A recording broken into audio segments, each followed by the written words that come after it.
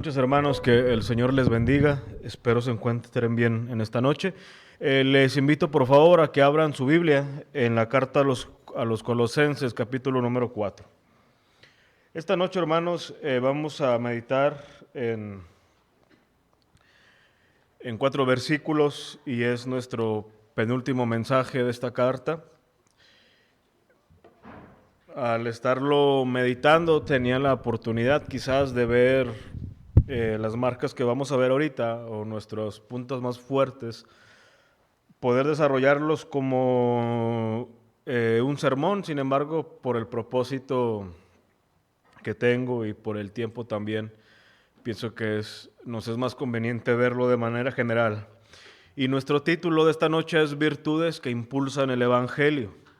Virtudes que impulsan el Evangelio, y quisiera leer los versículos que vamos a meditar en esta noche para luego empezar diciendo algunas cosas que nos conectan a este tema con relación a las enseñanzas pasadas. Versículo número 2.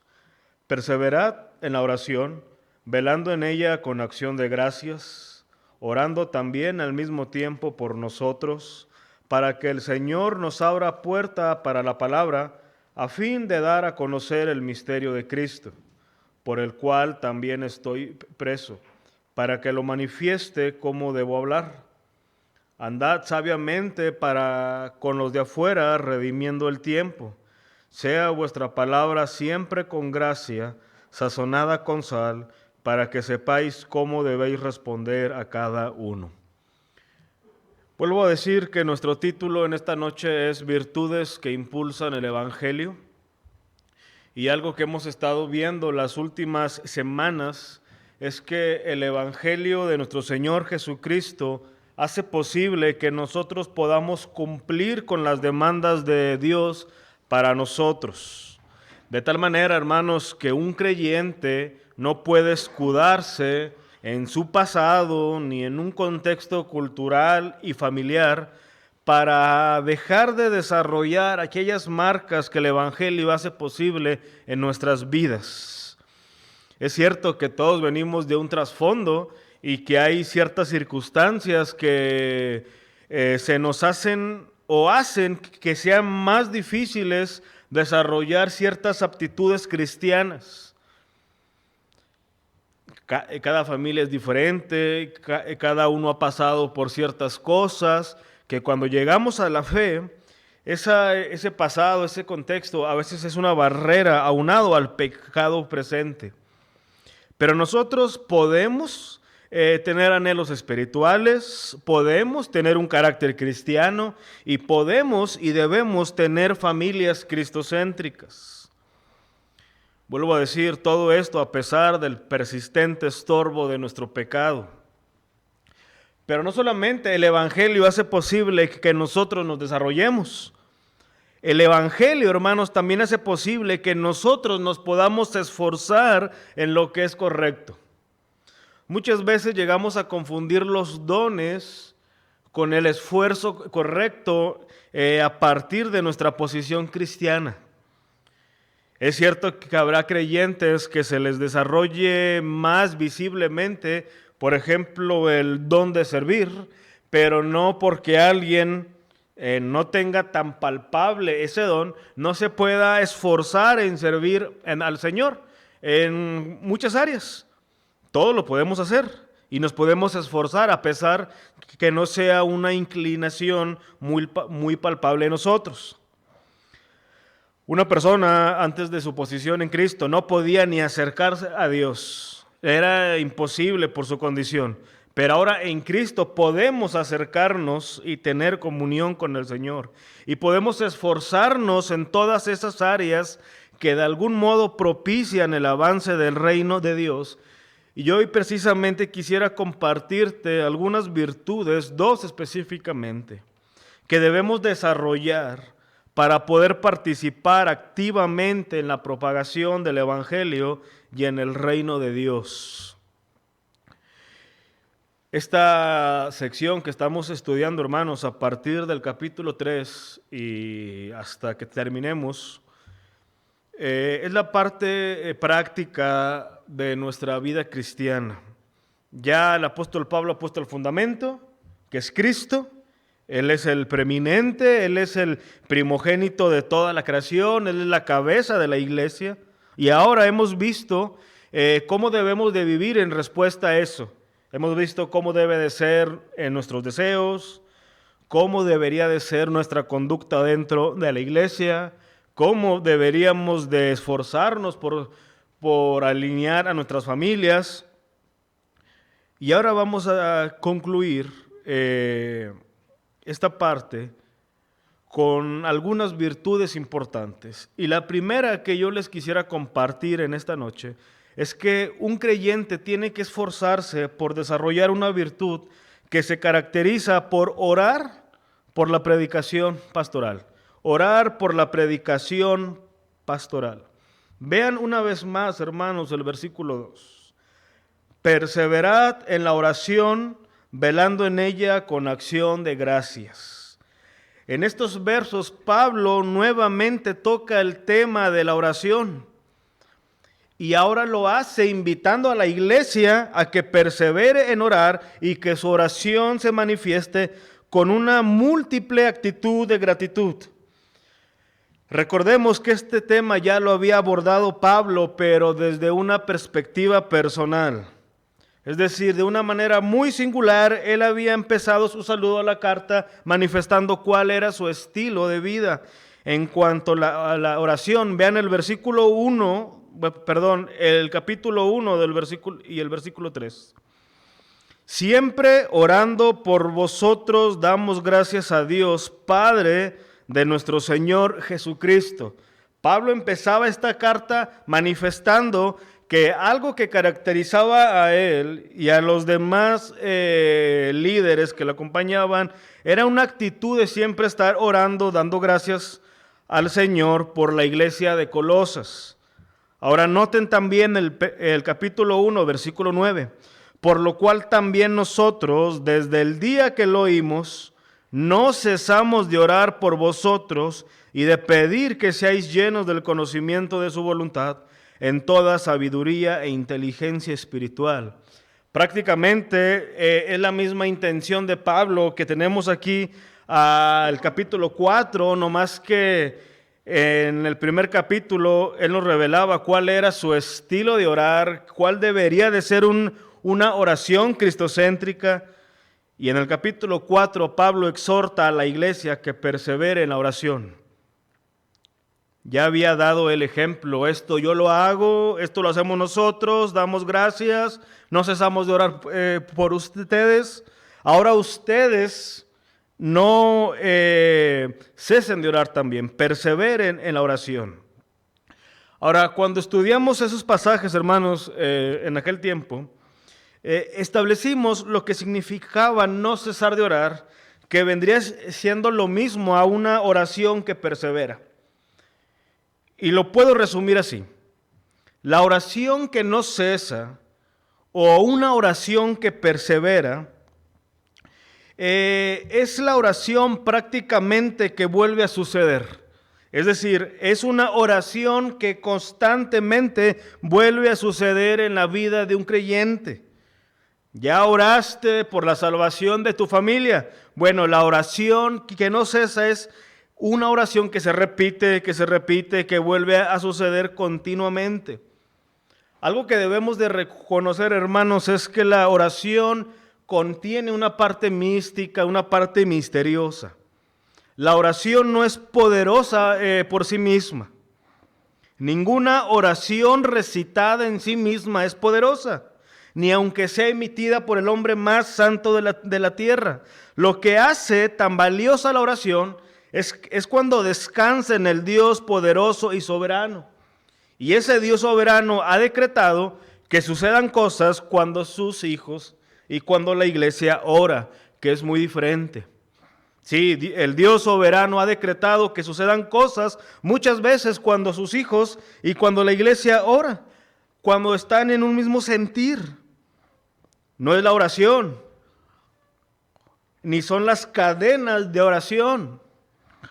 No es el ponernos una hora fija todos los días lo que va a hacer que algo suceda. Es la soberana voluntad de Dios que determina que las cosas sucedan, pero dentro de esa voluntad Dios ha decretado que sus hijos oren y que la iglesia ore y que esa oración se repita y que perseveremos en ello.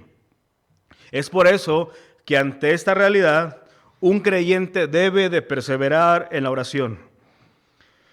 Muchos creyentes se llegan a cansar y su oración mengua al no obtener las respuestas que quieren, pero al menos bajo lo que su entendimiento alcanza a percibir, recordemos que muchas veces los no de Dios son sus respuestas y esas respuestas son tan buenas y tan llenas de gracia para nosotros, porque no debemos de divorciarnos del pensamiento que Dios en su soberanía lo conoce todo y dentro de ese conocimiento infinito Él sabe qué es lo mejor para su iglesia y qué es lo mejor para nosotros. Así que cuando Dios responde un no, es un beneficio para nosotros, porque estamos manifestando y observando su voluntad. Así que perseveremos en la oración. Recordemos que perseveramos porque queremos fortalecernos en el Señor, porque queremos descansar en el Señor. No perseveramos para tratar de motivar, de persuadir a Dios ni de convencerlo. El Señor soberano sabe exactamente lo que Él ha de hacer. Así que hermano, no ceses de orar por la salvación de tu familia, no ceses de orar por la vida espiritual de tu hijo, por la de tu esposo o esposa, no ceses de orar por esa petición en particular que tú tienes. Dios obrará según su soberana voluntad. Pero otro aspecto que hicimos énfasis y que se aplica perfectamente aquí es que también perseverar en la oración o orar sin cesar significa que debemos de vivir bajo una constante actitud de oración. Perseverar en la oración no significa orando literalmente todo el tiempo. No significa estar de rodillas durante todo el día. Me parece que orar en todo tiempo y perseverando en la oración es vivir en un estado constantemente consciente de la presencia de Dios. En ese estado, hermanos, todo lo que vemos y experimentamos y pensamos, lo sometemos al señorío de Cristo. Y cuando pasamos todo lo que vivimos bajo el entendimiento de la Trina Deidad, se convierte en una especie de oración, porque vivimos con una conciencia profunda hacia nuestro Padre Celestial. Cada vez, hermano, de que tú pasas por una situación específica y eso que estás pasando lo analizas bajo el entendimiento de quién es Dios, estás orando, porque estás meditando en el Señor, estás tratando de ver cuál es el pensamiento del Señor sobre eso.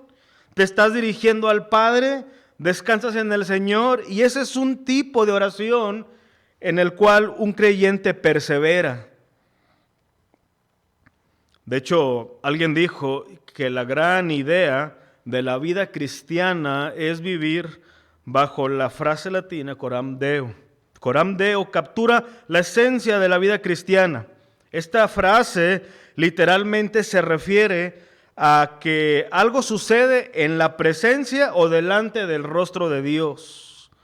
Vivir coram Deo es vivir toda la vida en la presencia de Dios, bajo la autoridad de Dios y para la gloria de Dios. Vivir en la presencia de Dios es entender que cualquier cosa que hagamos y donde sea que lo hagamos, estamos haciéndolo bajo la mirada de Dios. Y cuando un creyente es consciente de eso, todo lo va a pasar bajo ese entendimiento y esa es una actitud de oración porque estás perseverando. Vas camino a tu trabajo por la mañana o por la tarde o en cualquier horario y tú sabes a lo que te vas a enfrentar, tú sabes de las dificultades, pero esa dificultad la pasas bajo el carácter divino y empiezan a surgir los pensamientos, empiezas a descansar en el Señor, empiezas a recordar su palabra y estás perseverando en la oración porque estás siendo consciente de quién es el Señor. Así que sin que estés de rodillas durante todo el día, durante todo tu día vas a estar consciente de Dios, y eso es una actitud que persevera en la oración. Y bajo esa realidad es imposible no estar agradecido, porque un continuo pensamiento es la salvación de nuestras almas. Una salvación que nos ha otorgado Dios por medio de nuestro Señor Jesucristo, llevado a cabo por la sola gracia del Señor. Esos son los aspectos que podemos estar comparando de la actitud de Pablo al orar y de la exhortación de Pablo para la iglesia que ore. Pero en nuestro pasaje, Pablo añade un aspecto más que la iglesia debe de incluir y debe de desarrollar. Vean el versículo 3. Orando también al mismo tiempo por nosotros, para que el Señor nos abra puerta para la palabra, a fin de dar a conocer el misterio de Cristo, por el cual también estoy preso, para que lo manifieste cómo debo de hablar. Ahora noten, hermanos, el pasaje paralelo a los Efesios. Vean el capítulo 6 a partir del versículo 18. Orando en todo tiempo con toda oración y súplica en el Espíritu, y velando en ello con toda perseverancia y súplica por todos los santos. Y luego noten el énfasis de Pablo en el versículo 19.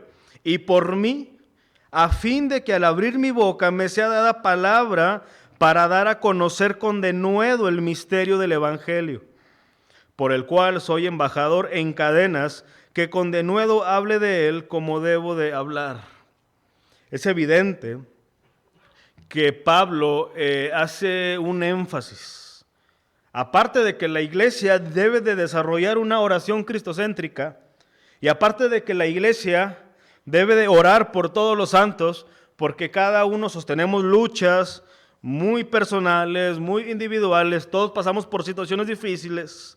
La iglesia también debe de estar consciente e intencionalmente debe de orar por la predicación de la palabra que se expone en la iglesia y por el ministerio de la predicación. Y de estos textos, hermanos, quisiera comentar lo siguiente.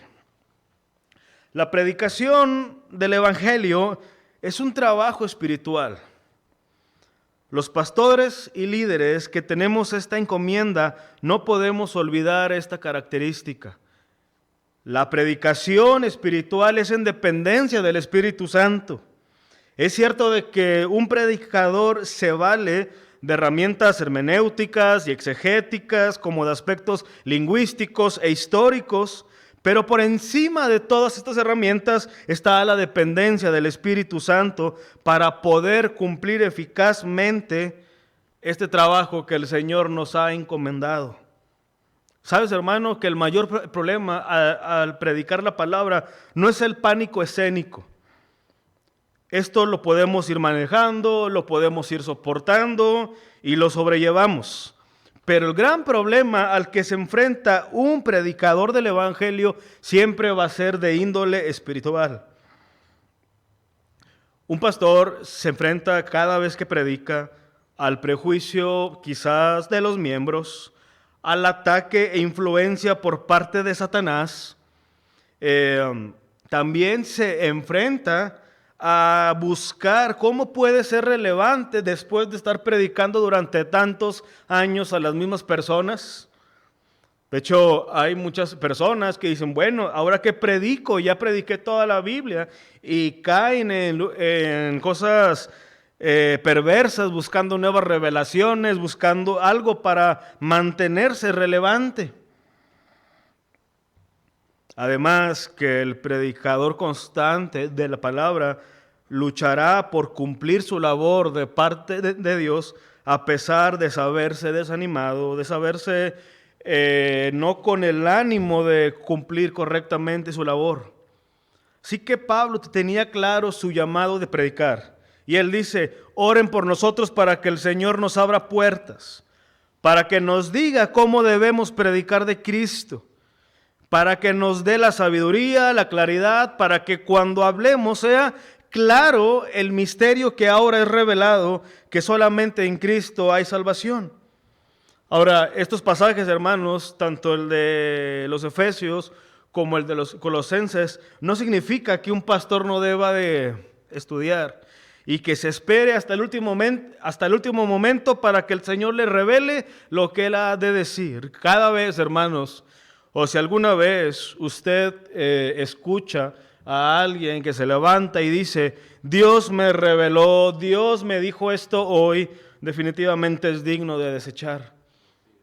La iglesia no necesita nuestra opinión, la iglesia necesita la bendita palabra del Señor. Es lo que trae consolación, es lo que trae esperanza, es la que nos exhorta, es la que puede mover nuestra manera de pensar.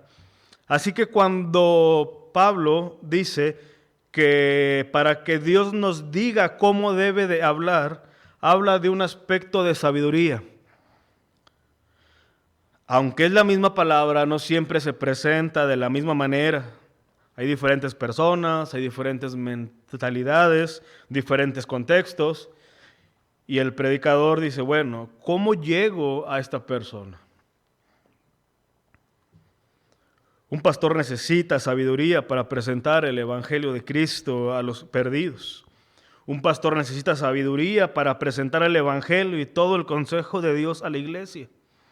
Muchas veces vamos a estar en el cuestionamiento, decir, bueno, ¿ahora qué predico? ¿Qué necesita la iglesia en este momento? ¿Qué puede ser lo más útil y más edificante para el Señor, para la iglesia en estos tiempos tan peligrosos? Y ahí es cuando los líderes de una iglesia necesitan el respaldo de la iglesia para que aparte que oren por ellos, por sus familias, por todas las necesidades que ya conocen, que oren específicamente por la labor de predicar la palabra. Es algo tan necesario y es un respaldo tan grande que se necesita en todo momento. De hecho, hermanos, esta debería ser una virtud. Usted ya sabe que por lo regular la iglesia va a estar expuesta a la predicación los domingos, los jueves, entre semana, en diferentes reuniones. Y usted debería tomar un tiempo para decir, voy a orar por el pastor tal, por el maestro tal, para que hablen lo concerniente al Señor. Así que, hermanos, una virtud que debemos de desarrollar es orar por aquellos que predican la palabra. Que el Señor los dote de sabiduría para saber cómo y qué hemos de predicar con el fin de que la iglesia sea edificada. Pero una segunda virtud a desarrollar la notamos en los siguientes versículos. Vean una vez más, por favor, el versículo 5 al versículo 6. Andad sabiamente para con los de afuera, redimiendo el tiempo. Sea vuestra palabra siempre con gracia, sazonada con sal, para que sepáis cómo debéis responder a cada uno. Así que en segundo lugar, una virtud que tenemos que desarrollar es el caminar en sabiduría. Caminar en sabiduría. Los cristianos en la iglesia de Colosas eran considerados por los de afuera como un tipo de personas ajenas al teísmo. Porque decían ellos, estas personas rechazan el culto a los dioses que nosotros tenemos.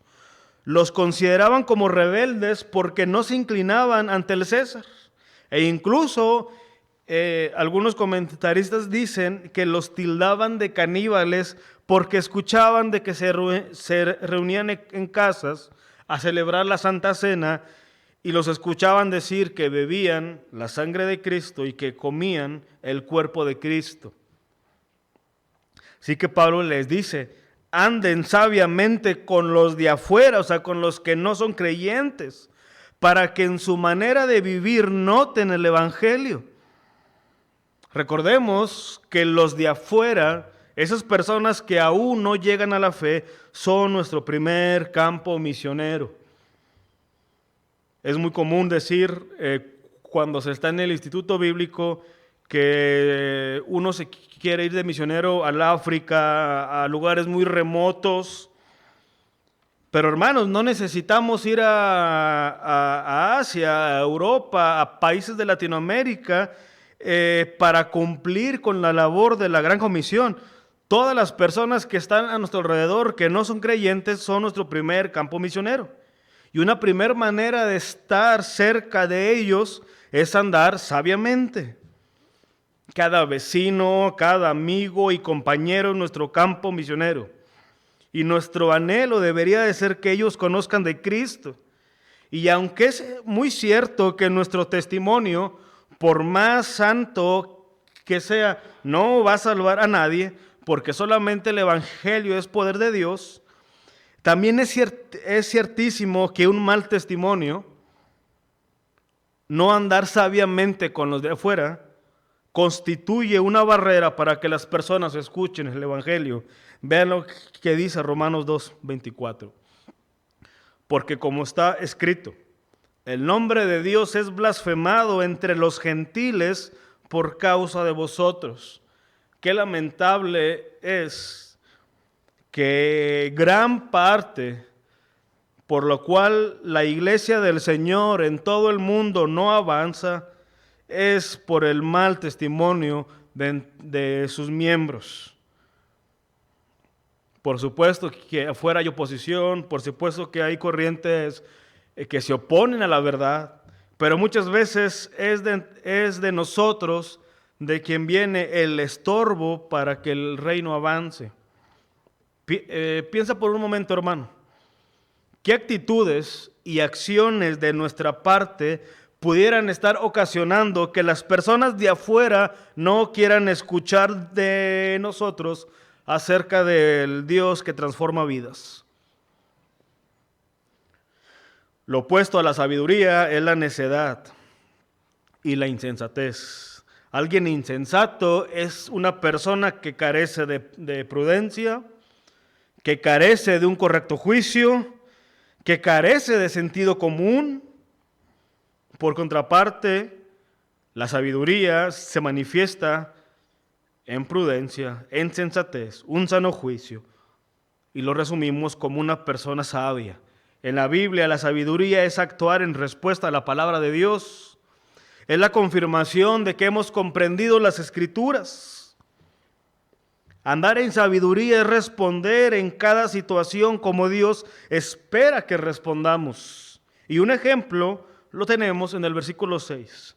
Sea vuestra palabra siempre con gracia, sazonada con sal, para que sepáis cómo debéis responder a cada uno. Así que nuestras palabras y la forma en que las comunicamos son importantes. Tanto es pecaminoso el responder rápidamente como es pecaminoso la pasividad, el no hablar con la verdad, el no decir lo que es justo. Así que a los creyentes se les exhorta a considerar que es importante hablar la verdad, pero también que es importante cómo comunicamos esa verdad. Como creyentes, nuestras palabras deben de reflejar a los demás la verdad del Evangelio. Acuérdense, hermanos, que Jesús llamó a los creyentes a ser sal en la tierra. Y la manera de entender esto es que la sal, como todos ya lo sabemos, es un mineral importante que en aquel tiempo se usaba para conservar los alimentos, aportaba sabor y daba equilibrio a la sangre y algunas cosas más. Y la metáfora de la sal es que se aplica a los creyentes tanto en la forma que viven como en la forma de que hablan, que transmiten un sabor diferente a la sociedad. Pablo por eso dice, andad sabiamente con los de afuera. El contenido y el tono de nuestras palabras deberían de impactar positivamente a quienes nos rodean. Primera de Pedro, capítulo 3, versículo 15, dice, estad siempre preparados para presentar defensa con mansedumbre y reverencia. Así que tener una actitud malsana y desagradable no es apropiado para el Evangelio de Cristo. Los motivos y actitudes desagradables no producen palabras sazonadas con gracia. Esto es muy fácil, hermanos. No todas nuestras conversaciones giran en torno a la iglesia, a Dios. Tú tienes muchas conversaciones muy rutinarias, muy cotidianas, pero aún así tú eres llamado a hablar la verdad, sazonado con sal, y que tus palabras sean llenas de gracia para que en todo momento tú puedas transmitir a Cristo y que se te abra la oportunidad de predicar a Cristo. Proverbios 16:24 lo dice así: panal de miel son los dichos suaves, suavidad al alma y medicina para los huesos. El Salmo 19:14 dice: sean gratos los dichos de mi boca y la meditación de mi corazón delante de ti, oh Jehová, roca mía y redentor mío.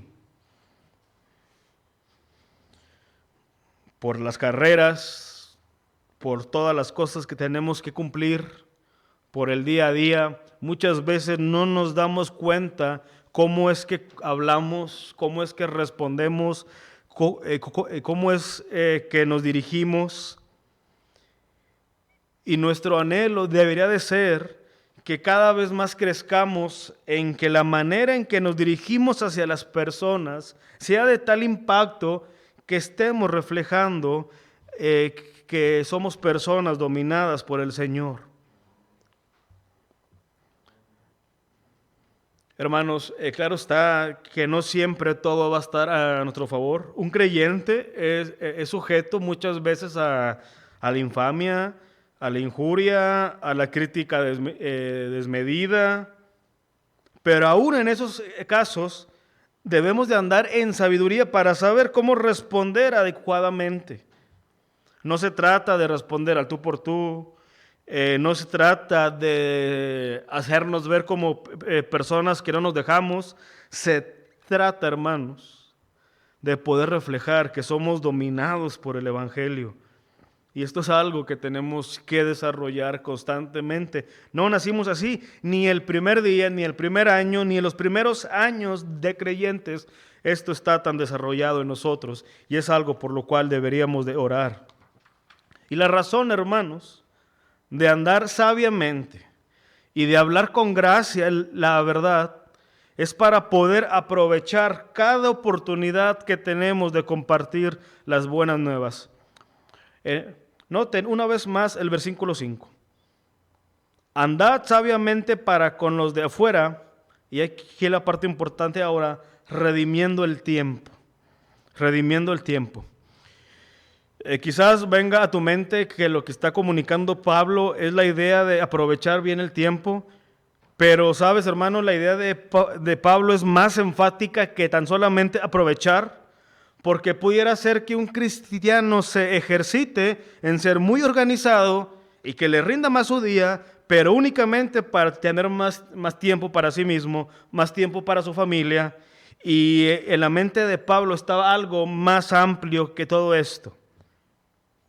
Algo más amplio que tener más tiempo para uno mismo o para la familia. La palabra redimiendo es una conjugación de la palabra redimir, de la cual viene la palabra griega exagorazo, que significa pagar el rescate por algo que está cautivo. De hecho, cuando hablamos de nuestra redención, hablamos del precio que pagó Cristo por nosotros para sacarnos de nuestra esclavitud. De igual manera, redimir el tiempo significa liberar nuestra manera de emplear el tiempo. Es decir, ya no usarlo como lo usábamos antes de ser creyentes. Aun cuando una persona sea tan organizado que saque el máximo provecho el día, el énfasis es ahora redimir el tiempo a la luz del Evangelio. Pero otra parte muy importante para entender esto es la palabra aquí tiempo. En la Biblia, la palabra tiempo se suele usar de dos maneras. Una palabra es cronos, con la que se domina al tiempo como minutos, horas, segundos, etc. Pero también está la palabra kairos, La palabra kairos significa ocasión, circunstancia o momento y se traduce como tiempo. Aquí Pablo está usando kairos y le da el siguiente énfasis. Rediman el tiempo, ya no lo gasten como cuando lo hacían antes de ser creyentes, para que vean y compren la oportunidad de predicar el evangelio de Cristo. No esperes a que pase. Nunca va a llegar un momento idóneo. Nunca va a llegar una persona a decirte, háblame de Cristo. O difícilmente va a llegar. Es el creyente ahora sí tiene que redimir su tiempo, buscando la oportunidad, creando los escenarios para hablar del Señor. Así que, hermano, nosotros somos llamados a desarrollarnos de esta manera, de redimir el tiempo. Si al momento de hacer nuestro horario semanal solamente contemplamos las necesidades familiares, sin contemplar la oportunidad de cómo podemos crear un escenario para hablar de Cristo, no estamos redimiendo el tiempo correctamente. Y si no hacemos esto, no lo estamos usando tan diferentemente como con los de afuera. Así que, hermanos, yo les animo a que oremos y que el Señor nos permita desarrollar estas virtudes que sin duda propician el avance del reino. Orar por la predicación de la palabra y orar para andar sabiamente usando el tiempo para que Cristo sea formado en otras personas. Vamos a orar, hermanos, en esta noche. Padre, te damos gracias una vez más por la oportunidad que tú nos das de compartir tu palabra. Rogamos, Señor, para que tu palabra se vuelva una realidad en nosotros, que traiga en nosotros convicción. Permítenos considerar lo que tú has revelado y permítenos, Señor, hacer una examinación real de cómo lucen nuestras aptitudes, nuestros estilos de vida a la luz de tu palabra. Gracias por este tiempo, Señor. Ruego por mis hermanos que están aquí, como los que nos siguen por la transmisión y los que están en casa, Señor. Que tú sigas trabajando en nosotros con el único propósito, Padre, de que Cristo siga siendo formado en nosotros. Gracias, Señor. En el nombre de Jesús oramos. Amén.